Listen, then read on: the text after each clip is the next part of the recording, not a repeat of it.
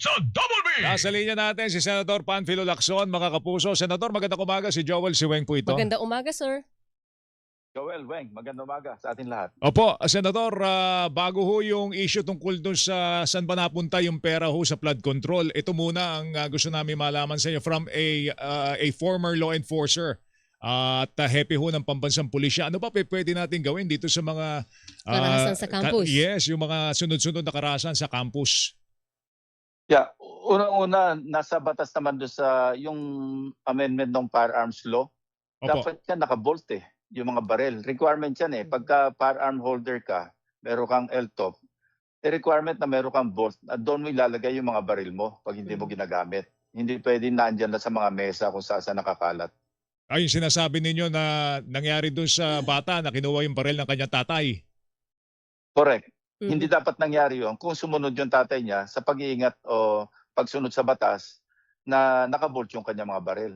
Kung sa bagong batas ba, Senador, may pananagutan? Ano ba pananagutan nung May-ari ng may-ari baril. ng baril? I'm sure meron siya pananagutan. Hindi ko lang alam yung kung ano yung criminal offense na i-charge sa kanya. Pero I'm sure meron siyang dapat pananagutan. Kasi minor yung kanyang anak, paano nahawakan yung kanyang baril. Kung sa loob ng campus naman, Senator Lacson, may nakikita pa ba kayong pwedeng gawin para ma-prevent yung ganitong klase ng violence?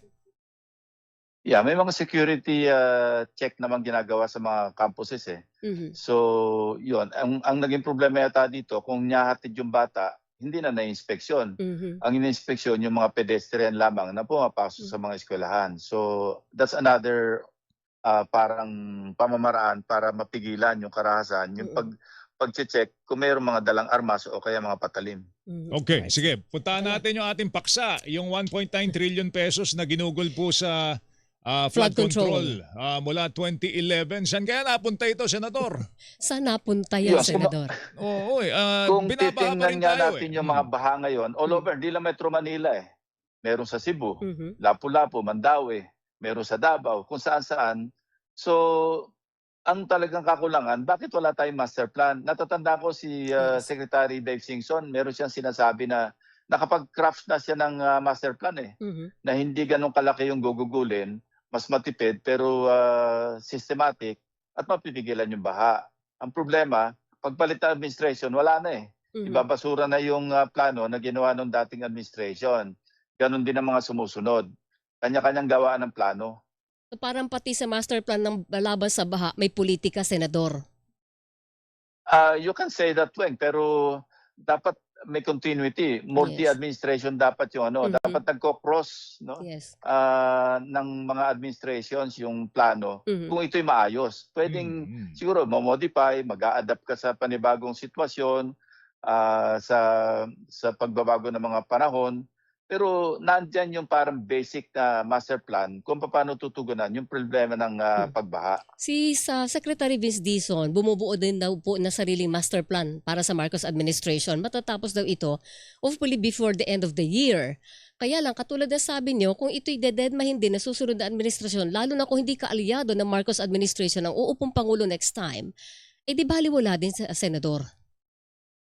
Yun nga, kung ginamit yung master plan na ginawa ni Secretary Dave Singson at ito'y minodify lang paunti-unti para mag-adapt sa panibagong mga conditions, di sana in place yung ating master plan. Tingnan mo na sayang, 1.939 trillion.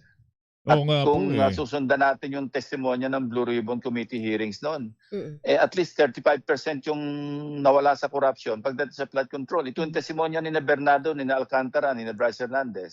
So kwentahin nyo na lang yung 35-40% noong 1.9 trillion. Kung magkano yung nawala. At tapos nandiyan pa rin yung baha. Hindi naman nasolve. Alam mo, Weng, ako, ang paniwala ko nga dyan, baka yung point lang napunta sa atin Malamang. Yung 1 tsaka 9 napunta sa bulsa ng mga korap Ito ang problema natin, Senator. Malamang. Baka generous ka pa, Joel. Baka wala pa yung 0.939 ang naiwan. Oo, kaya napakinabangan talaga sa baha. Kasi kung kukwentahin mo, kung pati yung mga ghost, pag ghost, wala yun, zero yun. Zero sa atin, sa mga mamamayan. Sila yung 100%. Siguro nakabayad ng buwis, Kasi obligado namang may mga VAT diyan o kaya kung ano yung buwis na babayaran. Mm. Pero yun lang. Pero mismo sa infrastructure, na zero tayo. Tama po ba yung kwenta na naglalabasa na under Duterte administration yung may pinakamalaking nagugol out of the 1.9 trillion na figures na nailabas ninyo, Senador? Nag-spike eh. Kasi sa panahon ni President Pinoy, Mm-mm. ang kwenta ko nasa mga 2.2 billion lang eh. Mhm. Yung sa kanila, yung share nila. So ibig sabihin, yung dalawang administrations, nandun yung bulto.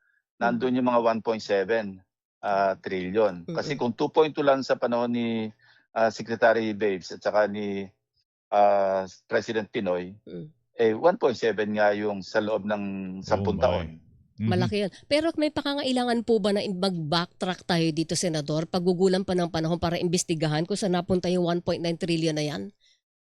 Dapat, hindi lang yon. Kung mapapansin ninyo, maraming ulat sa media kung saan lugar merong gumuhong kalsada. Mm-mm. Tapos may Yes. expose ngayon. Wala naman palang parang gabay o yung sheet piles na tinatawag para pang-suporta doon sa gilid ng kalsada. Mm-mm. Merong mga tulay na bumagsak. Dapat yon isa-isa balikan at habulin yung contractor, habulin yung DPWH officials, Mhm. habulin kung sinong politiko yung nag-propose noong mga infrastructure projects na yon. Hindi lang flood control eh. Mm-mm. Kasi, flood yung nag-cause kasi gumuho dahil sa daloy ng tubig. Pero kung makita mo yung kalsada, hunghang yung yung ilalim eh. Ampaw. Wala man lang bakal eh. Opo, ang dami pong mga flood control project na in place na pero nadaanan ng baha, Sira nasira. agad. Oo. So wala pa, bagong-bago pa. Mga Iba, dike. Pebrero pa lang na buo eh. Ang mga maliliit tapos yung mga slope protection, Senator, gumuguho. Pero ginagastosan natin ng bilyong-bilyong Totoo. piso yung mga Mm. proyektong yan. Yun na nga, we can drive together for all we care, for all we want.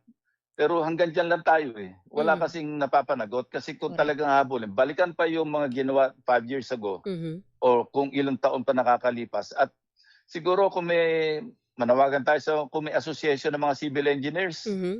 dapat siguro tumilos para sila na mismo mag-inspeksyon eh. O kaya kung merong gumuho, kung magpapunta sila ng mga miyembro nila doon, kung may association sila, parang kumbaga i-forensic na nila ano ba yung kakulangan Mhm.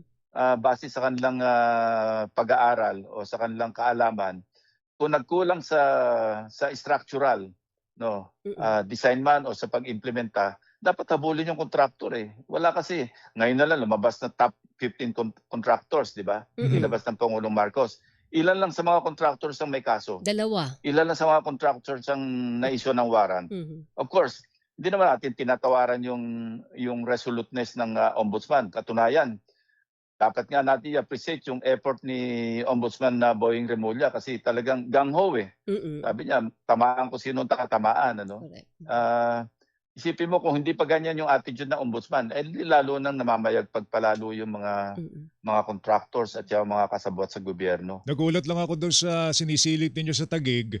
Nung aking mabasa, mapag-aralan, Weng, yung slope protection dyan Yes. na proyekto, umabot na mga 3.1 billion ang ginugol.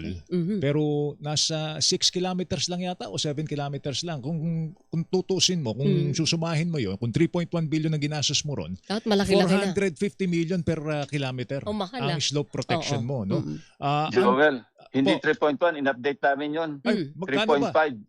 3.5, Diyos ko po. May utang ka pa. sorry. May utang ka pa, Joel. Baka magabono ko. 3.5 billion pala yon. Tapos kung tatanungin mo yung mga residente doon, Hindi sila kailangan nyo ba, protected. kailangan nyo ba ng proyektong yan? Ay, hindi naman ho kami binabaha dito eh. So Oh. ba't nagkaroon ng slope protection project? Baka sabihin, doon? foresight yan, foresight.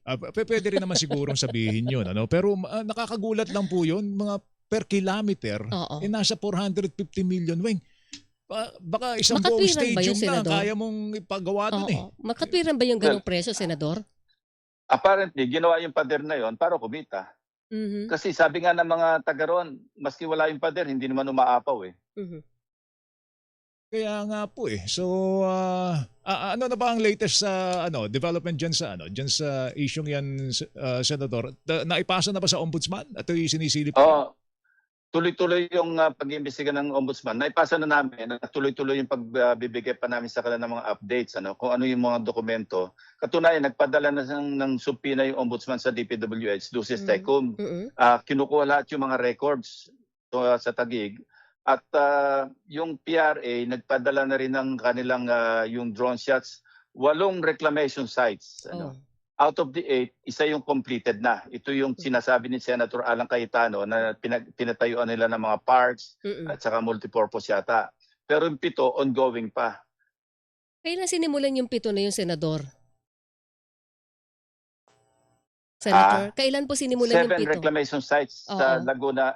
Nako, lahat-lahat ito as early as parang 2007 meron na ginagawang reclamation Ang masama nito, kaya meron ding subpoenang ipapalabas o pinalabas na yata yung ombudsman para sa LRA, sa Register of Deeds ng Taguig, at saka sa DPWH, pati sa PRA, lahat ng dokumento, kasi pinadala rin namin yung 10 title numbers na nakuha namin.